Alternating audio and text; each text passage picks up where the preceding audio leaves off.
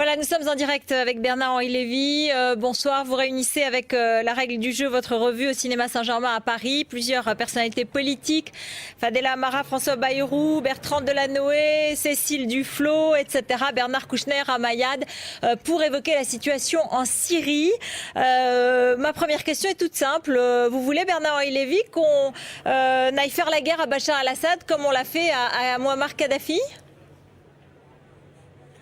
C'est ça votre première question? Non, Oui. Ça n'est pas à l'ordre du jour. Ce que je voudrais pour l'instant, c'est que l'on impose au Conseil de sécurité que la France, l'Allemagne, la Grande-Bretagne et le Portugal imposent une résolution qui, comme vous savez, est rédigée et qui infligerait des sanctions à Bachar el-Assad, ce maître est-terreur qui pour l'instant massacre impunément son peuple. Ça, c'est l'un des ordres du jour de la soirée d'aujourd'hui.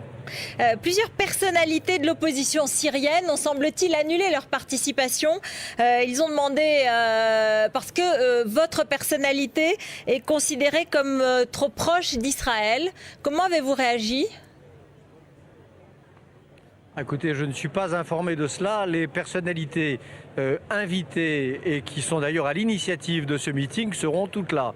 Que ce soit Lama Atassi, que cela soit Muammar Kourabi, qui est le patron de l'Association nationale des droits de l'homme syrienne, beaucoup d'autres. Non, ce qui sera au contraire très impressionnant dans ce meeting, Ruth Elkrief, c'est que toutes les sensibilités de l'opposition syrienne, ceux qui croient en Dieu et ceux qui n'y croient pas, seront présents. La gauche et la droite, les opposants historiques, les opposants nouveaux, les opposants de la génération Facebook, ceux qui étaient déjà les opposants au père de Bachar el-Assad, tous seront là et c'est, je crois, la première fois que cela se passe à Paris, mais aussi ailleurs. Et c'est ce que je retiens, moi, d'ores et déjà, de la soirée qui commence. Hier soir, le fils Kadhafi a donné des interviews à la télévision. Il menace l'Occident et il dit que son père est prêt à la négociation. En tout cas, moi, ce que j'ai retenu, c'est que lui et son père étaient toujours là.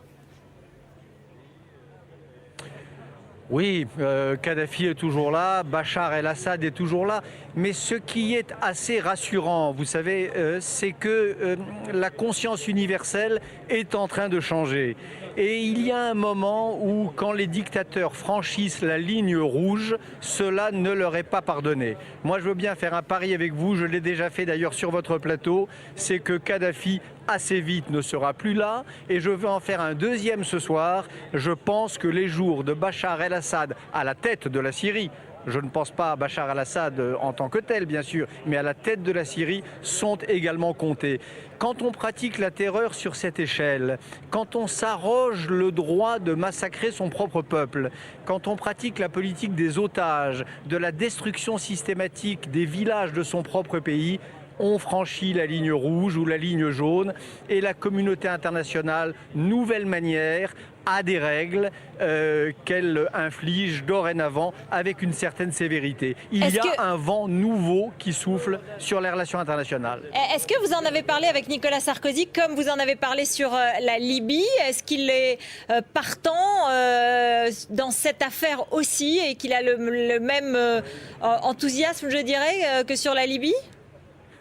Attendez, le même allant. Il m'arrive de faire quelques pas dans la vie et dans la ville sans en parler à Nicolas Sarkozy. J'espère que ce détail ne vous a pas échappé. Non, l'initiative d'aujourd'hui, ce rassemblement à Paris, c'est une initiative d'écrivains, de militants des droits de l'homme syriens. C'est la règle du jeu, c'est Lama Atassi, c'est le patron de la Ligue des droits de l'homme ou l'équivalence syrienne qui sont à l'initiative de ce rassemblement. Autrement dit, ce sont des femmes et des hommes libres de Syrie et de France qui se retrouvent pour témoigner de cette solidarité avec les Syriens de Damas, de Deraa et de Homs. Vous savez, il y a une chose moi, qui m'a beaucoup frappé dans ma vie, c'est que les résistances ou les dissidences survivent, elles durent à travers le temps quand elles savent qu'elles sont soutenues de loin. Quand il y a cette communion mystérieuse des âmes qui fait qu'à Deraa ou à Homs, on sait qu'il y a des âmes sœurs à Paris, on dure. C'est comme ça que la résistance au Darfour a duré. C'est pour ça qu'il y a encore des résistants tchétchènes. C'est comme ça que le Sud-Soudan a fini par avoir son État.